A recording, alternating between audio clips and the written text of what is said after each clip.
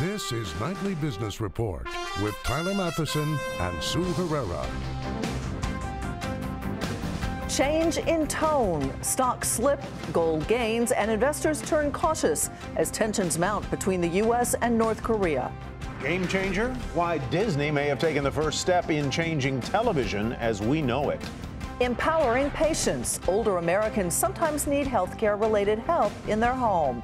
Enter Alexa, Amazon's voice-activated assistant. Those stories and more tonight on Nightly Business Report for Wednesday, August 9th. Good evening, everyone, and welcome. Well, the old cliche about stocks is that they climb a wall of worry. And there have been plenty of things to worry about this year. And for the most part, the stock market has stayed true to the cliche. It kept on climbing. But in the past 24 hours, as U.S.-North Korea tensions heightened, the wall of worry got steeper. Too steep, in fact, for some investors. They pulled out of stocks today, continuing yesterday's late-day retreat, and moved ever so slightly into textbook safe havens like gold and bonds. The moves were not big. There was no panic selling. But North Korea is on investors' radar now, and as one strategist put it, geopolitics is splashing some cold water on the markets. Today, the Dow Jones Industrial Average dropped 36 to 22,048. NASDAQ fell 18. The S&P 500 was off a fraction. Earnings had been the focus of the market for some time, and while they are still very important, investors are also paying attention to some bigger, broader issues. Bob Pisani explains. Here's a rare event. The stock market dropped today, largely on concerns about North Korea, but also partly on a spate of poor earnings. So far this summer, it's been a Teflon market. Nothing has altered the slow upward course of stocks. Is today's action just a blip, or is the market finally shifting focus? For the moment, the market seems to believe that the risks that this will elevate into a full-blown crisis are small. The major industries were down only fractionally, and measures of market fear and volatility were only slightly elevated. So, North Korea, the problem is not the only big issue. Congress has to authorize an increase in the debt ceiling when it returns from its recess in September. Raising the debt ceiling is not necessarily a big issue. It's been done before. But it's more complicated this time because there's a good chance Congress won't pass a clean bill that just raises the debt ceiling. They might pass a bill with all sorts of conditions on it that will create a political stalemate. That's a problem. If the debt ceiling is not raised, there's a small but significant possibility the U.S. Treasury could default on its debts. Even without default, a long fight over raising the debt ceiling is a bad idea. This happened in 2011. A similar fight led Standard & Poor's to downgrade the credit rating of the United States. That proved to be very costly. Raising the debt ceiling is, by the way, distinct from adopting a U.S. budget, and that too has to be addressed right after the debt ceiling issue. But conservatives are already demanding cuts in the budget, and if they don't get assurances that cuts will be forthcoming, they may not support raising the debt ceiling. You see, it's all a complicated mess, and it makes forecasting the stock market moves in the fall a lot more difficult than it normally would be. For Nightly Business Report, I'm Bob Pisani at the New York Stock Exchange. So what will the shift in focus in the markets mean for you and your investments? Patrick Chovanec is the chief strategist with Silvercrest Asset Management, and he joins us now. Welcome. It's nice to have you with us tonight, Patrick. Hello. I'd like to pick up what Bob Pisani mentioned, which is the debt ceiling, because you also think that that may be an issue for investors and for the market as a whole. It's certainly something that's on our radar screen. You know, it's something that in the past they've always fixed, and often they've fixed it at the 11th hour, but it doesn't fix itself. And Congress has already missed one deadline that it set for itself, which was to do it before August recess. And when they get back in September, they've got about a month before Treasury says that it's going to run out of money and may start missing payments, which would be very serious indeed. Do you sense, I mean, we made a point to point out that the selling today in the equity markets was relatively minor. It was certainly nothing. It was not a torrent of selling. But do you think that people looked at the rising tensions with North Korea, and those who were inclined to sell saw that as the excuse or the precipitating reason to do so? So we're already 7 or 8 years into a bull market, and the price of stocks right now is closer to what it would be like near the end of a bull market than near the beginning. So there aren't a lot of deals out there. So people look for a reason. They look for a reason to maybe get out of the market. Remember, just in the past 2 years, there have been 2 big sell-offs, both of which were triggered by China. But then the market rebounded. So unless you actually have the thing that people are worried about, unless it actually follows through into a recession or something longer lasting, the market tends to rebound. So are you finding places to put money to work? There's a big divergence on the street as to whether the market is fairly valued or overvalued. Which camp would you be in? You know, it's tough right now because, like I say, 8 years into a bull market, there aren't a lot of deals out there. But the thing to remember is relative to safe harbors like treasuries, which are paying barely above the rate of inflation, compared to that, stocks are still relatively cheap historically. That doesn't mean that they are cheap. It just means that you're missing a lot of return if you go and look for a safe harbor right now. All right. On that note, Patrick Jovanik, thank you very much. Patrick is with Silvercrest Asset Management. Well, the worst performing stock on the blue chip Dow index today was Walt Disney, the company, this following the company earnings we told you about last night. But we also told you that Disney plans to launch standalone streaming subscription services for ESPN and Disney movies and TV shows. And the move could usher in a big change for television as we've come to know it. Julia Borston explains. Disney CEO Bob Iger announcing what he calls a strategic shift to bring Disney content direct to consumers and reduce the company's reliance on the TV bundle, planning to launch a new direct-to-consumer ESPN subscription service early next year. Disney's also using this technology to move away from Netflix, pulling all of its Disney and Pixar content from Netflix in 2019 to launch its own app that year, an app that will include the highly anticipated sequel to Frozen and Toy Story 4, as Disney looks to own the value of its content and its customer relationships worldwide. The investment we're making in this platform is significant.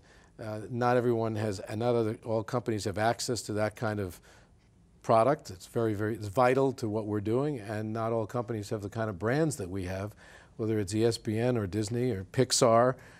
So I think that obviously gives us quite a competitive advantage. The question is what competitive advantage the new ESPN service has. ESPN has been in the spotlight. It's the most expensive channel in the TV bundle. It was 2 years ago that Iger warned that cord cutting was hurting ESPN's revenue, a comment that said all media stocks reeling. And though ESPN's core content won't be available as part of the new sports subscription app launching early next year, Disney's leaving the door open to offer its traditional product direct to consumers down the line. Analysts say this first step with ESPN, the new service, is just the beginning. This accelerates this balkanization wave that is seen as a threat to the traditional TV bundle. As you get the Disneys of the world giving you better and better quality online over-the-top subscription services, sports separated from the entertainment, others will respond. Fox doesn't kind of sit still. They'll respond to this. Discovery is responding. CBS is responding. Disney isn't the only one betting on going direct to consumer. On Monday, CBS boasting about its CBS All Access and Showtime streaming services, on track for 4 million subscribers this year, faster than expected. CBS CEO Les Moonves saying its upcoming Star Trek show will help add new subscribers. The show will only be available on its app, not on traditional TV. For Nightly Business Report, I'm Julia Borston in Los Angeles. Revenue from 21st Century Fox's cable division rose double digits in the most recent quarter, and that offset a decline in revenue at its movie studio. The company, which is controlled by Rupert Murdoch, saw overall revenue rise more than 1%. Profit edged past analyst estimates, so shares of 21st Century Fox were pretty volatile in after-hours trading.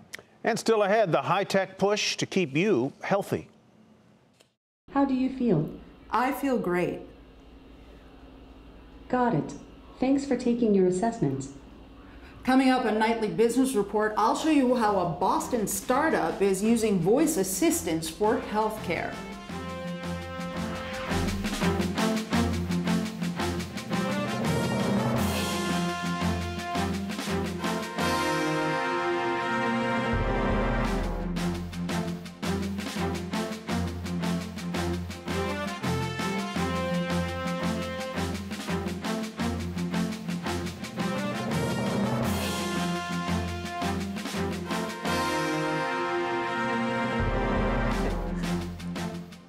The Foxconn plant in Wisconsin is not yet a done deal. As we reported, the Taiwanese electronics manufacturer has pledged to invest $10 billion to build a factory in that state, potentially creating thousands of jobs. But the $3 billion in incentives promised by the governor must be approved by the Wisconsin legislature. Today, the Republican leader in the state Senate reportedly said it doesn't look like he has the votes needed to approve the incentive package. FBI agents conducted a raid on the home of President Trump's former campaign manager. Authorities executed a search warrant on Paul Manafort's home in late July, shortly after he registered as a foreign agent. The raid stems from the ongoing investigation by special counsel Robert Mueller into Russia's meddling in the 2016 presidential election and possible collusion between the campaign and the Russian government. A spokesperson for Manafort says he has been cooperating with law enforcement. In Washington, the White House and congressional leaders say they want to create a simpler tax code that eliminates a lot of deductions for both individuals and businesses. Now, many of those deductions are very popular, especially for the people and companies claiming them. But how much do they cost the government, which means you, the taxpayer? Ilan Mui crunched the numbers. The White House wants to simplify the U.S. tax code by closing a laundry list of loopholes. There are roughly 200 of them, and getting rid of them would raise an estimated $18 trillion over the next decade. The Tax Foundation ranked the biggest carve-outs, and it found that most of the benefit by far goes to households, not corporations, $15.6 trillion versus just $2.7 trillion over the decade. The largest loophole for individuals is the ability to exclude employer contributions to your healthcare premiums from your income. In other words, you're not taxed on the money that they pay toward your medical benefits, and that's worth an estimated $2.9 trillion. The mortgage interest deduction, which always gets a lot of attention, that's actually number 5 on their list at $895 billion. On the corporate side, the giant loophole is multinationals that defer taxes on their foreign income. The Tax Foundation estimates that costs $1.3 trillion in federal revenue. Accelerated depreciation is worth $164 billion, and there's also an incentive for companies to manufacture in America that's worth about $152 billion. Now, those are the biggies, but they're just the tip of the iceberg. There's also carve-outs for railroad retirees, student loans, even foster care. The White House says that wiping out these loopholes will free up money to pay for an across-the-board tax cut instead, but it's extremely unlikely that they'll all go away. That's because there's a very vocal and often very valid constituency to fight for each one, and that's why they exist in the first place. For Nightly Business Report, I'm Ilan Mui in Washington. Office Depot struggles to bring in customers. That's where we begin tonight's market focus. The office supplies retailer said traffic stalled in the latest quarter and that shoppers who did make purchases spent less. That led to lower earnings, which missed expectations. The company also said it continues to expect lower sales for the full year. Shares plunged almost 26% to $4.53. Vitamin Shoppe posted a loss and called its latest results disappointing. The company also suffered a greater than expected drop in sales as its products in the sports category faced heightened competition.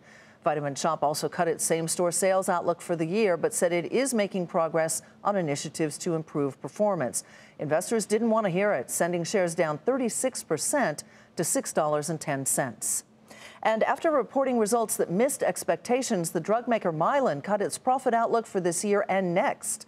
The company cited falling generic drug prices and regulatory delays hindering new drug launches. As a result, the company is pushing back all major product launches until next year. Nonetheless, Mylan shares rose almost 1% to $32.08. The French telecom giant Altice reportedly preparing an offer to buy Charter Communications. CNBC said Altice, which has long wanted to expand in the U.S., hasn't officially presented Charter with a bid just yet. Shares of Charter rose nearly 3% to $400.90. Wendy's said it had fewer company-owned restaurants in operation in the latest quarter. That caused revenue to slip. But a rise in franchisee or franchise revenue helped offset that decline as results topped estimates. Profit at the fast food chain also beat street targets, and shares popped nearly 4% to $15.81. The kids' clothing company The Children's Place missed sales estimates despite higher revenue, but the company beat earnings expectations and declared a quarterly dividend of 40 cents a share. Shares of the Children's Place off 4% to 112.60.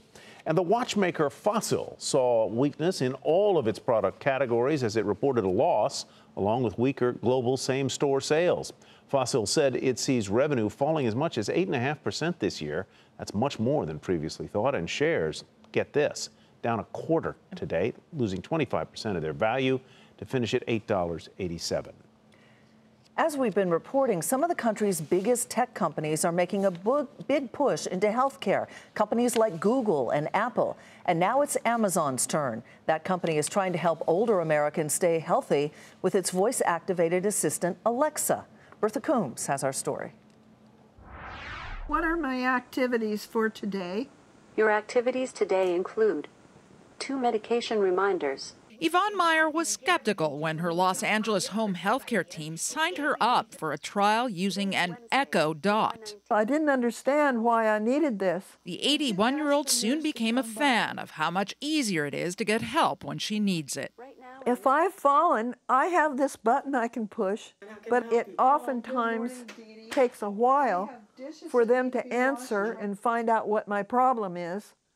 But with Alexa, it's no time at all. Nurses and health aides at Libertana Home Health testing the Alexa program say it's helped them be more responsive to clients' needs and to family caregivers. We can give access to the family members, the same access we have to be able to check and see how the clients are doing, so how their mom is doing, and to free up time to socialize with their families and not worrying about their medical care. The program was designed by a 2-year-old Boston startup. Alexa, start Orbita.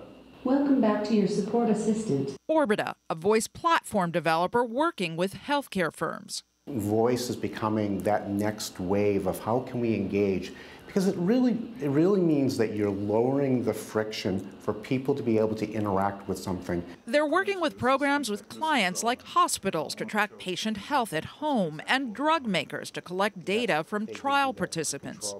You ultimately have to make the information that you collection actionable. And so our system can notify electronic health record systems. They're not working on consumer health apps, but Scripps Health's Eric Topol thinks Amazon, Google's Verily, and Apple's voice technology combined with machine learning could prove to be a game changer in consumer health. The ability to interact with an individual, a consumer, with their data and the world's medical literature. No one has done that yet. The question is, ultimately, I think there'll be a race between the likes of Amazon, Apple, and Verily to get there first, as well as perhaps a couple of hundred startups. To do it, they'll have to address security issues with always-on devices.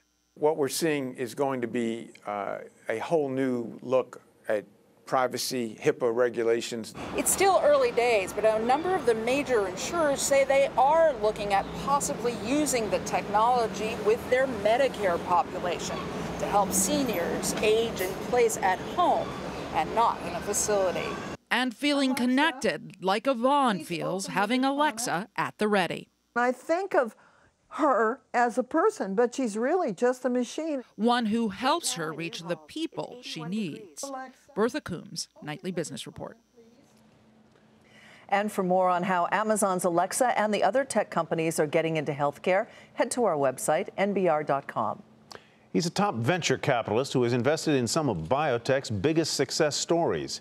Now he's in a race for a cure, raising money to try to save his own life and the lives of others. Meg Terrell has our story. Making smart bets on potential new medicines is how healthcare venture capitalist Jonathan Silverstein built a 20-year career. And the stakes just got a lot more personal. It wasn't until I saw a movement specialist when I noticed I had a slight tremor in my left leg that he was able to put it all together and say these are all symptoms of Parkinson's disease. Diagnosed at age 49, Silverstein discovered he has a genetic form of the disease known as Parkinson's with GBA. Like for other forms of Parkinson's, there are no drugs approved to cure it or even slow its course. So Jonathan and his wife Natalie decided to take action. Given the fact that Jonathan works in this space, we're just sort of uniquely positioned to potentially make a difference. They founded the Silverstein Foundation with $10 million of their own money. I sent out 1,000 letters to venture capitalists, to CEOs, to hospitals, to research labs. They came back with literally dozens of ideas. He's been traveling the world, meeting with researchers, even donating blood, tissue, and stem cells. Got a letter from a guy named Mike in Ohio. He sent me a check for $18. And he said, I've got Parkinson's with GBA, you know, let's get it done. Right. And that is as good a motivation as anything. Right. Silverstein knows firsthand how difficult drug development is, but he's also helped fuel advancement of successful medicines before. I've seen miracles happen, and now I got to create another miracle. Silverstein knows time isn't on his side, but in his quest for a cure, he's moving at lightning speed. For Nightly Business Report, I'm Meg Terrell. And you can read more about Mr. Silverstein's story on our website, NBR.com. Still ahead, why the threat of Amazon looms large over Blue Apron's first earnings report.